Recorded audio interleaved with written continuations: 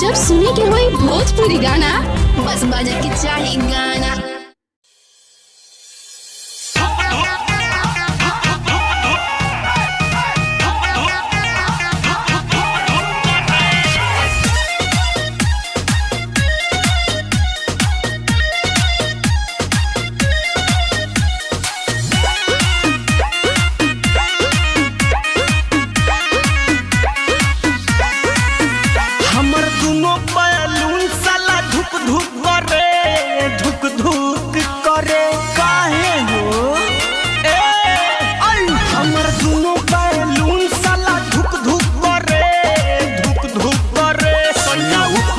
नीचे हाथ डाले पीछे पीछे जब हल्ला करी मुंह धके चुप चुप करे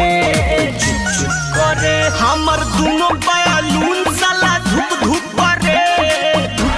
करे हमर दोनों बावल ऊपर वाला भुक भुक करे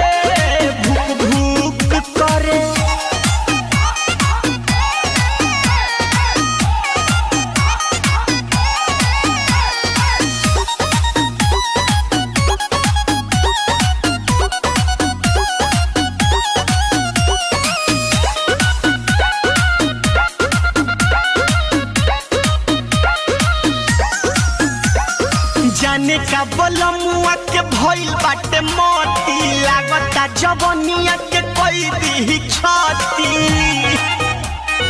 ए हो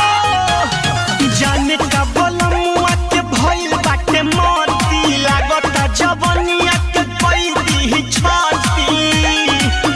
नहीं करेला आराम जब करेला के काम लगातार करे कब कब रुक रुक करे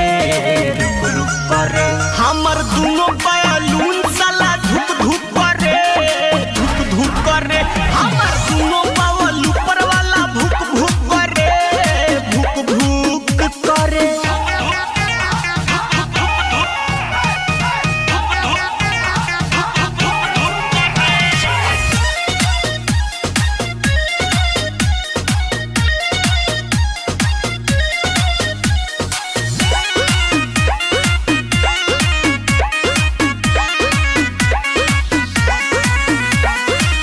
करे हर चीज बाकी रखे न संभार के बोलू बिशुनपुरी छोड़े दर्द कबार के माई रे